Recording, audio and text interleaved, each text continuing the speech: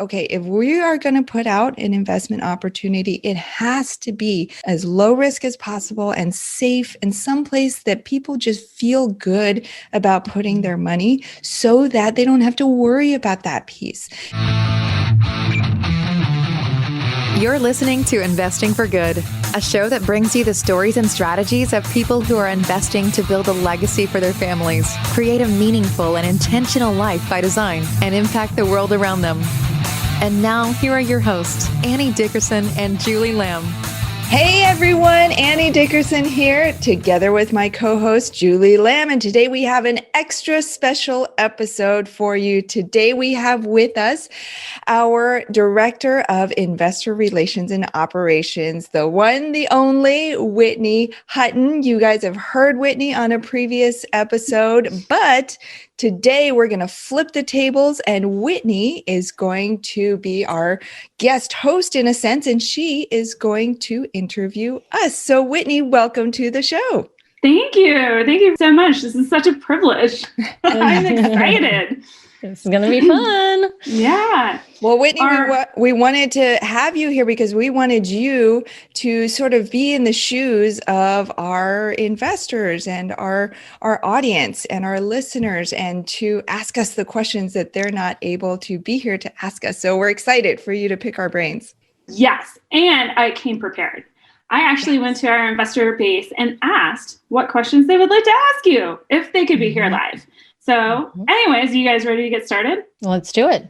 Okay, perfect. Well, I think one of the things that our investors really want to know is just like, how did you guys get started in real estate? What attracted you to real estate and what just kind of kicked off this journey to Goodegg? Julie, you want to start off?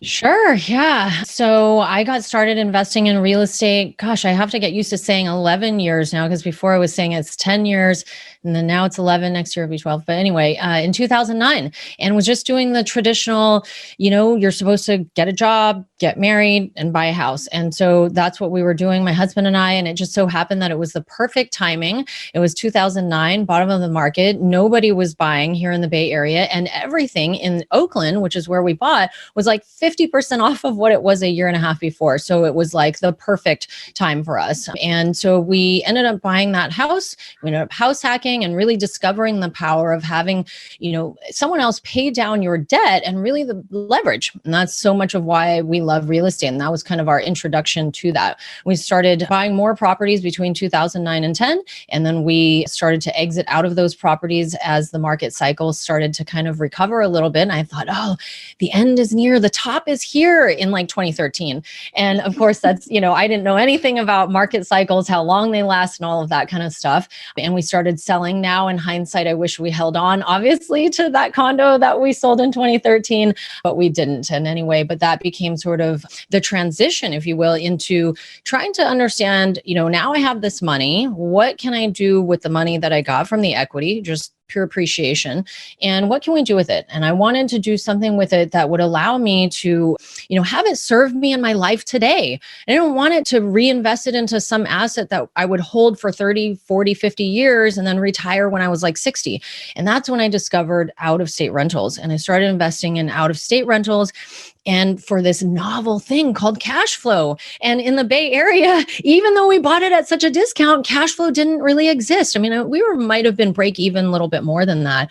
And so started investing out of state and cash flowing rental properties. And that was great. But if I really wanted to have my money work as hard as it could, I needed to find a way to scale. And so that was when I discovered multifamily syndication and jumped headfirst into that, became very passionate about it, as many do when they discover multifamily syndication, and fell into that world about 4 years ago, and then started out as a passive investor, moved over to the active side about 8-9 months later, and then met Annie at a real estate conference. And yeah, the rest is history. And then here we are now. So that's my background. Awesome. Annie, what about you? Well, it's eerie how similar Julie's and my experience is, even though we only met each other. Yeah. Yeah. Even though we only met each other maybe, almost 3 years ago now. But all along, we were doing pretty much parallel things at parallel times. It's really weird. So I got my start in real estate around 2008, and same thing, sort of fell into it. I'd like to say I had this master plan, and I knew that someday I was going to be this real estate tycoon, but no, real estate was never on my radar. I lived in apartments all growing up. My parents had never bought a home. I never even knew how the whole process worked. But right out of college, my husband and I got married young, and then we did the thing. We were like, okay, now we're married. Let's buy a house.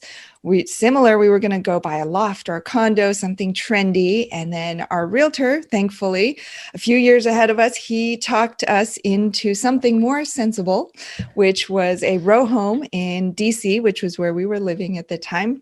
And I will never forget it because we actually found that row home, that first investment property, because of a passive aggressive argument that my husband and I had. I remember you telling me. Yes, that's right. Because one night we were looking at all these houses, couldn't find the right one. And then one night he was out with his friends later than he said he was going to be. And I was like, where is he? Where is he? And I couldn't fall asleep. And so I was like, fine, I'm going to look at houses. And I opened up my computer. I started looking at houses. And I saw this one. I was like, oh my gosh, this could be the one. Like, look at this. This is exactly what we're looking for. It's got the basement in-law suite. It's got a beautiful upper unit that needs a little bit of work, but not too much. And so he came home and I was like, honey, look what I found. It wasn't like, where were you? So we went to look at that property, and it was, as our realtor had told us, he said, if you play your cards right, someday this could be cash flow positive. And I didn't know what that meant at the time, but we didn't even have a spreadsheet. We were just like, if we bought it for this much, the mortgage would be this much. And I think we could rent it for this much. And I think that could work. So we did that. Funny. Yep. We did back that. in the napkin. Yep. I That's know. so funny. We did the same thing because we didn't really know. We were like, well, as long as we can cover the mortgage and, maybe play the appreciation game in a few years, maybe. But it's so funny. Yeah. That's exactly right. I'll start with you. Kind of walk me through how you made this transition from active to passive. Like and not just so much like the metrics and the numbers and how it all, potentially makes sense, but what the mindset shift here. Yeah. So this is where Julie's and my story differs a little bit, because I think, Julie, you went from the active to the passive. I sort of stayed on the active side and then dabbled in the passive along the way. So this journey really started when I started investing out of state, like Julie did. It sort of opens your eyes because you cannot invest out of state accidentally. You can't do it the same way that you buy a house, that you're house hacking because you're living there. But when you invest out of state, you have to have a spreadsheet. You have to look at the numbers. You have to talk with multiple people because you're not there. You have to build that team. And so once I did that, I was like, okay, I could do this. Quickly, we amassed a whole bunch of properties in Huntsville, Alabama. Had never lived in Huntsville, didn't know anybody in Huntsville, but thought it was a good market. We bought a bunch of properties there, and things were going really well for like 2-3 months. And then all of a sudden things started to go wrong. We had inherited a bunch of tenants, right? So things started to like not go right. And I was like, what's going on here? And then all of a sudden more and more things. It was like surprise maintenance, vandalism, theft, like all this stuff we had never dealt with before. And I was like, what is this? Like, I was not prepared for this. This is not what being a landlord is all about. This is not what house hacking is about. And there was a steep learning curve there. And that's when I discovered passive investing. I was like, oh my gosh, you mean I could have put my money into real estate and not have to deal with all of this? I didn't even know that was a possibility. But at that time I was like, well, I still, I know how to do this. Let me help my friends and family be that passive investor. And so that was I was sort of doing both at the same time. Julie, what about you? And by the way, Annie, I can totally empathize right now. I'm in a standoff right now with one of my tenants in Kansas City. He's not supposed to be using the fireplace at all. It's in his lease. Don't use the fireplace. And there's an issue with the fireplace. We didn't know about it. We have to correct it. But he's like, I'm not paying rent until I can use the fireplace. I'm like, what? Oh my gosh. Anyways, I'm like, this is not how it's supposed to go, guys. Yeah. Anyways, so Julie, I know you were far more intentional making that transition from active to passive. But what does passive investing allow for you? Like, where are you going with this personally with your investing? Yeah. I mean, well, I think I'll back up a little bit to go back to like why I even started doing it in the first place. Yeah. My son now is about 5, a little over 5. His birthday's in July. And when I was pregnant with him, we had some issues and health scares with him and with me. And there was a moment in time, a whole weekend, where I had to live with thinking that I might have some kind of health issue. And I had no idea. And I had to go in on Monday for an MRI to find out the results. And when I went in that day on Monday to the MRI, I thought the doc was going to say, bad news, here's this and that. And he just went in there and he's like, I just am not finding anything that reflect what we saw in the test results. Anyway, long story short was that I realized in that week, and I asked myself, I had like some serious conversations with myself, because when you're faced with health issues, that's what you do, is you think about what is really important to you and what do I want out of this life and what am I doing? And, what does this all mean? And how can I make it more impactful and more meaningful? And so then it was around the same time when we were looking to sell, or actually we had already sold. And I think we were in some out of state rentals. But same thing, I bought a couple of rentals, and one of them I bought from a wholesaler. It was a nightmare. I bought it from a wholesaler, rehabbed the property, FaceTiming with the contractor from 2,000 miles away, who knows what he wasn't showing me, right? And then put it on the market the week of Thanksgiving, and nothing, right? Crickets, obviously. And it sat for like 2 months vacant. And then in that time that it was vacant, somebody broke in, tried to steal this old refrigerator, like a 20 or 30-year-old refrigerator, okay, out of the house and dragged it across the brand new vinyl plank flooring I had just installed and had to have all of that fixed. Finally found a renter in like March after it sat empty. And then found the renter, and he paid rent for like 2 months, and then he stopped paying rent. So then we had to go through the eviction process, which, as I don't know if you ladies have been through that. My guess is you might have. And that was another pain because it sat without no rental income. So it sat for almost a year with like 2 months of rent after I had poured money into it. Anyway, same thing, realized that this is, where do I want to spend my time? Not fixing rental properties and talking with my property manager about somebody breaking in and dragging a refrigerator across the vinyl plank flooring that I just installed. And so, I knew that I wanted to spend more time with my family, right? I had that health scare and I was like, I need to be, where do I want to be? Where do I need to be? I want to be with my family. So I thought, okay, I'm going to buy apartments. But then I quickly realized that to buy an apartment, as you ladies both know, a lot goes into buying an apartment. And so I was easily discouraged by that. I was like, okay, there's no way I'm going to be able to buy this apartment on my own. I'm going to have to find a partner. And that's when I started talking to different people. And just like Annie discovered, oh my gosh, wait a minute. You mean I can get the cash flow? I can get the tax benefits, I can get the appreciation, but I don't need to deal with all the other headaches of being a landlord. And the person I was speaking with was like, yep, that's pretty much it. And so I'm like, this can't be real, right? And that same thing, like a lot of our investors think, I had the same thing. I was like, this can't be real. And I just dove headfirst into educating myself. And that's why I always tell people when they come to us, the first thing you need to do, educate yourself, not go out there and start investing. Educate yourself so that you know what you're getting yourself into. And so that's what I did. And maybe about 4 or 5 months later, I made my first investment as a passive investor. But the whole reason, to answer your question, why I wanted to do this was because I wanted to be more present in my home. At the time when I was doing these rental properties, I was commuting 2 to 3 hours a day on the road. Kids would be in daycare till 6 o'clock at night, right? I'd come and pick them up. We'd have an hour or two to bathe, eat dinner, share some stories before it was bedtime. And that was it. And I would, and then the weekends were filled with activities and I'd hardly ever see them. And I knew that I wanted to be more present in the home. I wanted to be the one to pick them up from school at 3 o'clock, not go into the day after school daycare. And so really that continues to be the reason that I look for passive opportunities, is so that I can have my money work for me so that I don't have to.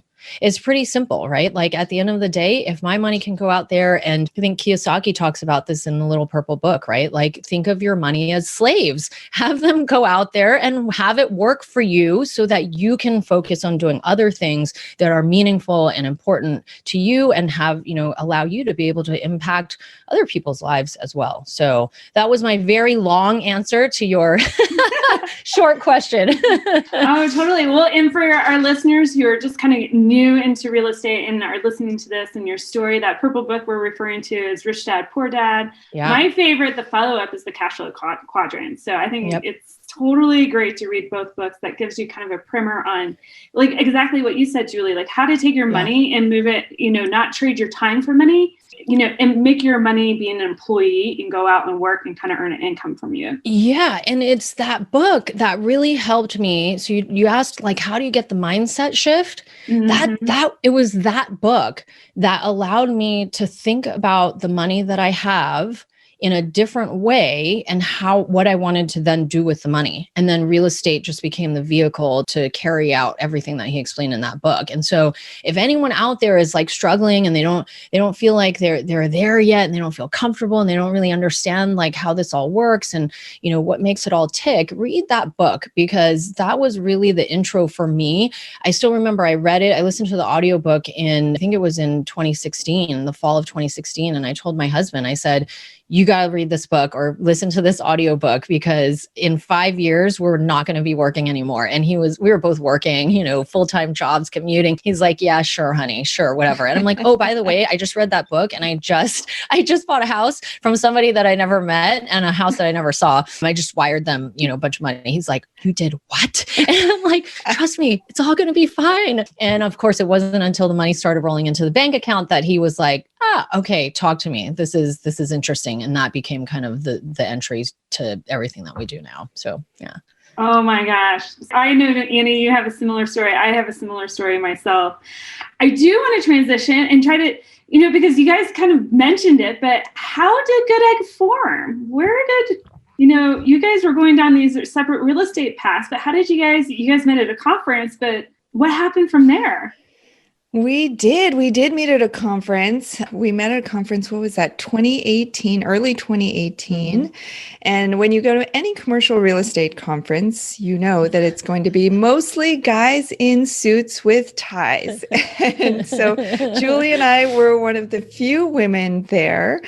And so we met at that conference. We were in slightly different places, but not too far apart. Julie she was still working her job, and she had been raising capital for these deals on the side and trying to figure that out. She had her business, Lamb Capital Group, at that point. I came to the conference having just literally quit my job the week before. Had no business, had no real plan. I was just like, I'm burning the boats. I want to do this thing and I'm going to do it. I still remember my business card didn't even have a logo or anything on it. It was just me and like my Gmail address. And it was like, okay, I'm going to figure this thing out, guys. But Julie and I at that conference, we had this spectacular conversation about how our vision and how we both wanted to create a business where we could help other women, help other moms to learn about the power of passive income, because we both had seen that firsthand. Mm-hmm. We both had young children, and we knew what a busy life that was. And we knew if we could just get this information and these opportunities into the hands of other moms, it would change the world. Mm-hmm. And we both had this vision, and we were like, oh my gosh, we're so fired up about it. But then the conference ended. So then Julie goes home. I didn't know this, but Julie goes home on Sunday and puts her notice at her job on Monday. And so she quits all because her of job. Annie. All because of Annie, because I still remember we were at the after hours thing at the conference, and we were standing around and it was dark and whatever. It's like, I think it was me, you, and somebody else, and you were sipping your cocktail and you're like, yep, I just quit. I just quit my job and I got 2 young sons at home and I'm going to do this. And I was like, I was just like, oh my gosh, like so inspired by her commitment to what she was doing. And, the risk, there's obviously a lot of risk that that you're going to take by quitting your job. And she just inspired me. And I was like, you know what, if she can do it, I'm going to do it too. And just marched into the office on Monday and was like, I'm sorry, I don't even know what I'm going to do. I don't even know what I'm doing, but I'm going to do it. So, yeah. We'll get back to our conversation with Whitney in just a minute. Have you been thinking about investing in real estate, but aren't sure you have the time or the desire to manage the investment? Perhaps you're afraid, like we were, that you'll make the mistake of choosing the wrong market or the wrong team and lose your entire investment. Well, that's exactly why we created the Goodegg Investor Club. We do the work of identifying solid real estate investment opportunities in the best markets around the country and then partner with you to acquire these investments, and then we'll all share in the returns. We'll identify the growing markets, strong, experienced teams, and the solid deals. We do all the heavy lifting of managing the tenants and the renovations, and as a passive partner, you get to enjoy all the benefits of investing in real estate, monthly cash flow, long-term appreciation, and the ongoing tax benefits. When we first discovered passive investing through real estate syndications, we realized it fit perfectly into our busy lives. We could put our money to work for our families, work less, and get more time back in our days so that we could focus on what matters most and discover our true passion and purpose in life. We've now helped hundreds of people invest passively in real estate syndications and are seeing the positive impact it's had on their lives.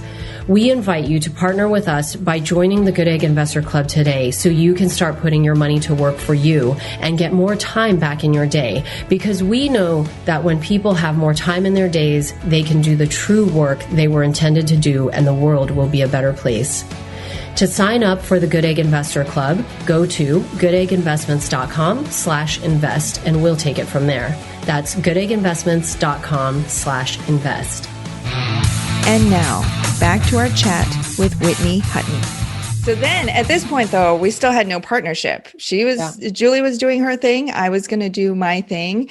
And then we did that for a couple months, and we saw each other at a couple of other events. And finally we were like, let's just get together in the city. We both live in the San Francisco Bay Area. And we said, let's just get together in the city for some coffee. Let's just catch up and just see, what are you doing in your business? What am I doing in mine? So we got together, and at this point, she'd been full on in her business for 2 months at that point, something like that, like full time. And I had been same, but blogging and really creating content. And so I remember sitting across the table, and Julie, because she had thought a lot about what she wanted in a partner. So she was unbeknownst to me, she was checking. She's like, what is this person really into? So she's like, so Annie, now that you've been in the business for a while, what do you really love about it?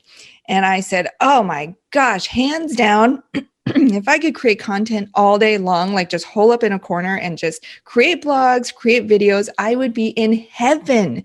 But you know what? It's the investor calls. They just break up my day, and then I can't be creative in between. And then I'm it just messes up the whole thing. And mind you, hold on, I want to interrupt right there, because mind you, on my side of it, right, Annie's saying this, and I'm sitting there 7 months into creating Lamb Capital Group, struggling, busting my butt, working as hard as I can, my W-2 and my side hustle business. I'm sitting there thinking, gosh, there's the thing that I struggle the most with is content creation. And I knew that if I just had someone to help me with the content creation who shared the same vision, that I'd be able to reach more people, because I was spending crazy amounts of time, hours sometimes, talking with an investor to really get them from, this sounds interesting, but I'm super skeptical, to, hey, yes, I want to invest. It's a long journey to get from that. And so I knew if the content piece of it was there, that it would really decrease that amount of time. So mind you, as Annie's sitting there saying that, right, I'm sitting there thinking oh my gosh, this could be the perfect partnership. It's the vision and the mission was already there. So that part of it, that box was kind of already checked. And so when she had said that was what she wanted to do, it was just oh my goodness, we need to talk. So, yeah. Well, cool. I think one question that I get quite often, and I did get it in my survey, but I get it all the time on when I'm talking to investors on the phone, is just what is the investment philosophy around Goodegg? I mean, people understand the branding, the mission, vision, values, but what what's the core investment philosophy here? Yeah, I mean, I think everything kind of goes back to capital preservation. At the end of the day, when I look at my own investments, and I know this is true for Annie as well, we're always looking for something that will allow us to grow our wealth with the least amount of risk possible. And that is something that she and I have always done, I think, previous to us even meeting. And then now that's carried on into our passive investments. Me first as a passive investor, that was always the primary thing I was looking for. Was at the end of the day, sure, an 18, 25% annualized return would be amazing, right? If that happened. But at the end of the day, if I park my money somewhere and where, it's never about like risk elimination, it's always about risk mitigation. That's what I always say, right? And so, when we think about what we look to do, it's always where can we place our money that it's going to be, where it's going to be preserved, and where can we then have an opportunity to grow it. And so that's what we look for, is we look for safe investment opportunities that mitigate or hedge the risk that is exposed to investing in real estate, investing in multifamily, and investing in value add deals. And we look for opportunities that allow us to grow our wealth with the least amount of risk, but still offer a pretty substantial return, something like what you would typically see, in the deals that we bring, which is, it's not a bad return for being a passive investor. But I would say that's capital preservation is really at the heart of everything that we do. We always look at every opportunity from that lens of, is our money personally and our investors' money going to be safe? And that's kind of always been the primary thing. Annie, you want to stack on that? Yeah. And the reason for that, right, is because our target audience, we got into this to help moms and busy families. And the last thing that a busy mom or busy parent wants to think about is, oh my gosh, I'm afraid of losing my money. Right? They've got all this money that they've worked so hard for. They've taken time away from their children to learn about these investment opportunities. Yep. They finally pull the trigger. They wire their money. They're like, oh, phew, check that one off my box. I can go back to the carpool and the activities, being with my kids. The last thing we need them to worry about is, oh my gosh, am I going to lose my money tomorrow? What is this monthly update going to look like? Is there going to be like lots of capital? Am I going to need to put more capital in? That is the last thing we want them to worry about. So we got into this knowing, okay, if we are going to put out an investment opportunity, it has to be, number one, as low risk as possible and safe, and someplace that people just feel good about putting their money, so that they don't have to worry about that piece, so that they can spend their time with their families, pursuing their passions, doing all the things that they love in life. And it all comes from that capital preservation first and foremost.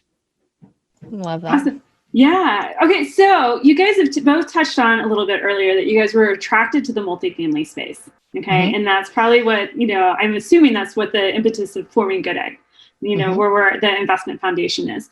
But what other investments, where do we see like Goodegg going? And, what is the investment profile going to look like for investors? Can you guys speak a little bit to that? Yeah. Talk first, Annie. I want to have you talk as well. But I think, part of the reason that we focus on multifamily in the first place is just going back to that capital preservation. It's something that we know well. It's something that we're, in the industry, we're very well connected. So we hear about things, we know what's going on. We, understand sort of the fundamentals of what makes a deal tick, what's bad, what's good, what markets, move in multifamily, which ones are the ones to stay away from, who are the partners, and all of that stuff. So it's hard when you start to diversify into different asset classes and you don't have a core focus anymore. And that's always something that I always look for when I look for partners to invest with. It was always like, well, are they investing in Texas, Florida, the Midwest, East Coast, West Coast? Like, are they all over the place, or do they have a core focus? And every partner that we've always brought to the table, they have a core focus, right? Whatever market is, that's where they're at. And typically, they don't invest in any other market outside of that one. And so I think moving forward, we will always focus on multifamily just because it's what we know, like, and love. And I don't know that we'll venture off, but that doesn't mean that we won't. It really depends on the opportunity. We're always looking for other opportunities that offer the growth that we talk about and the preservation that we talk about. And so if something, changes in the future where we might, be able to offer that opportunity with extreme certainty that it's a solid opportunity, solid market, solid partners, and the fundamentals we thoroughly understand, then we would, we might venture off into that. But I think for right now, multifamily will continue to be the core of what we do. I think just to add to that, I think such a big part of we just talked about investment philosophy, right? So such a big part of our investment philosophy is not only growing our investors' money, but having that money do good in the world. And that's what this podcast is all about, right? Investing for good. And it's been central to Goodegg Investments from the very beginning. Every investment we put out, we think about, is this investment not only good for our investors in growing their wealth, but also is it making an impact in the world? And so when we look across the different asset classes, multifamily gives us an opportunity to have a win-win for both, a win for our investors and a win for these local communities, because we're going in, we're helping to revitalize these communities. And we've tried self-storage, we've tried other asset classes, but it's just not the same. When you say we're gonna build some new self-storage units, it just doesn't have as big of an impact. So, but when you talk about multifamily, you're talking about real families, real people's lives. These are what people call home. This is where they're going to have their memories. And to be able to have a hand in creating those communities, revitalizing those communities, that is everything that we're all about. Awesome. Yeah, I also like to think about it in terms, at least for me, like when you say core focus, my core focus in my portfolio is multifamily, but I think of it, I come from public health. Like you have to check those boxes for your basic needs. Shelter is one of them. And how can you provide clean, affordable shelter, really drive impact for people's lives? So, that's how I started off as a Goodegg investor and, now with Goodegg, I love it. So I would love to kind of wrap up a little bit and bring it back to some personal questions. Yeah. So as you guys are thinking down this path of financial independence, what is your goal? And I think investors want to know, if you've hit your box, what would you do next? I'll speak to that because we're nearing the 5 years. As I mentioned, we read that book in 2016 and 2021. October will be 5 years since I told my husband that we were going to leave our jobs and be retired and, live the dream. And so we're working on it. We're not quite there yet, but what I would do if, we had hit all the numbers and we were there, is travel the world.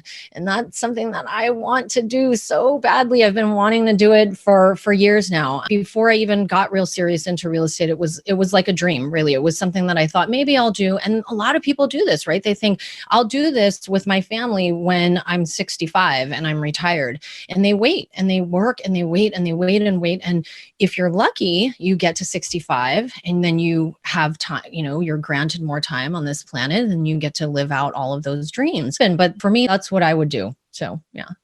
Awesome. What about you, Annie? Yeah, I thought a lot about this question and, we're not quite there yet either, but we're well on our way. And, part of going on this journey was really discovering, if money were not an issue, what would I do with my time? And every year, my husband and I have sat down to intentionally look at that vision, reimagine that vision and think, okay, what's one thing we can do this year from wherever we are to get closer to that point? And so we're at a point now where, I don't know that my life would look too much different if that box were checked. Maybe we would get a slightly bigger house. Maybe we would definitely give a little bit more. Maybe little things in our life would change. But I think that's the beauty of going on this journey, is being intentional about what our life by design would look like. And we've been doing that. We've been building slowly and steadily towards that. And so I'm hoping that by the time we check that box, it won't make any difference at all. It won't make any difference. We'll be like, oh, there we go. We hit it. Let's drink a glass of champagne. Let's just keep living our life, So I think that's the hope. I think one thing for me though, too, that almost every guest that we have on our show here always talks about is when they've hit that financial freedom or they've hit that point of, being able to cover their expenses. What do they go out and they do with their time? They don't go and sip margaritas on an island, right? We always talk about this and we ask them, well, why not? Why not just go out there and do that?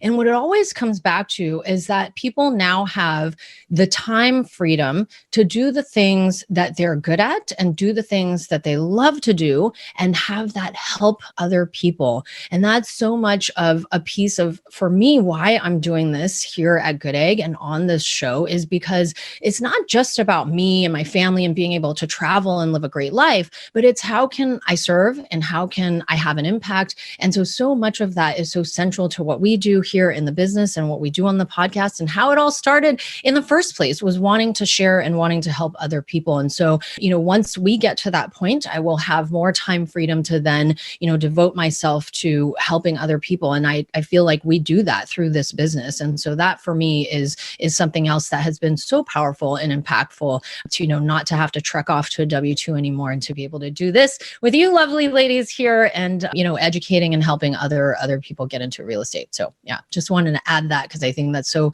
central to us and what we do. So. No, absolutely. You guys, when you have a guest on the show, have a little impact round. And I would like to ask you guys a couple questions in impact round. Yeah. Anyways, so let's see. What is your best piece of investing advice that you could share with our group? Ooh.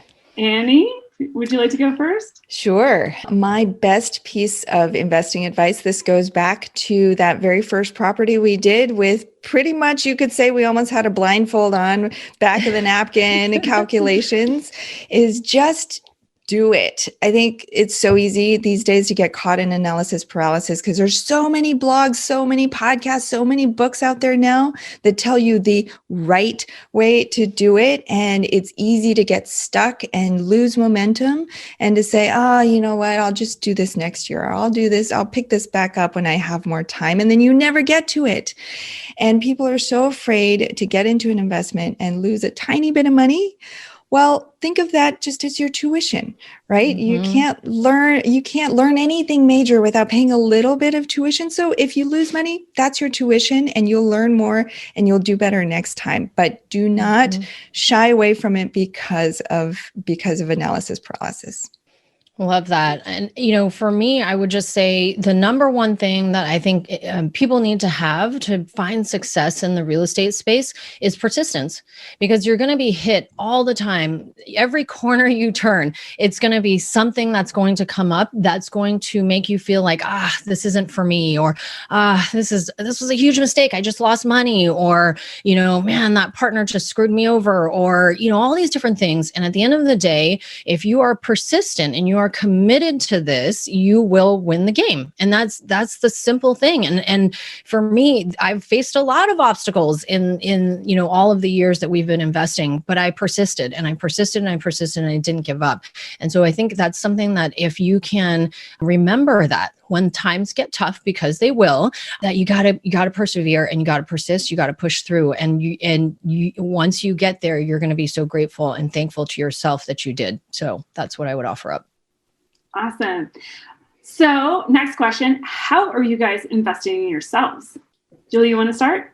Yeah. So as Annie mentioned, majority of the stuff that I've typically done, once I found multifamily syndication as a passive investor, I dove head first into the waters, and I've been drinking the Kool-Aid ever since. So majority of the stuff that I like to do is passive investing in multifamily syndications. However, more recently, as you ladies know as well, I've tried to transition the focus a little bit more on my own personal investments. And so that's something that, I would encourage people out there to think about diversification, right? If you aren't already. Most people do. But having something for yourself that you own and you control, and then also having something that's a little bit more passive, that maybe with a little less control. And so for me, I'm kind of building both streams. You guys are obviously very good at that and have done really well at that. But for me, I've been so focused on the multifamily syndication stuff that this year for me has been a lot about, scaling in my personal portfolio and doing smaller investments like, flip investments and single family homes, smaller duplexes and things like that. So, yeah. And for us, I think a lot of times when we ask this question, we ask people, how has investing helped you to create a better life for yourself? And for us, it's, I touched on it a little bit earlier, but it's really living that life by design and knowing what that looks like for us. Because I think before we just went through life like most people do. We went to work, we'd come home, we'd play with the kids, we'd put them to bed, and we'd watch a little Netflix, and we'd go on to the next day, rinse and repeat over and over again. And we never thought, well, if we could choose, what would life look like? Because we thought we had no choice. We thought, well, it's either this 40-hour-a-week job or this 40-hour-a-week job. Well, which one am I going to choose? That was the extent of the choice we thought we had. But once we got into this entrepreneur space, once we got into real estate investing, we realized, wait a second, there's a lot more options here. And so let's just take all the things we thought were our limitations before. Let's take them off the table. Let's just start from scratch. And so that is what this process has allowed us to do, is really think about, okay, what are the pieces that we want in our life? Well, let's intentionally do that. Whether we thought we were limited or not, let's figure out a way to do that. And so we're slowly and steadily building that life by design.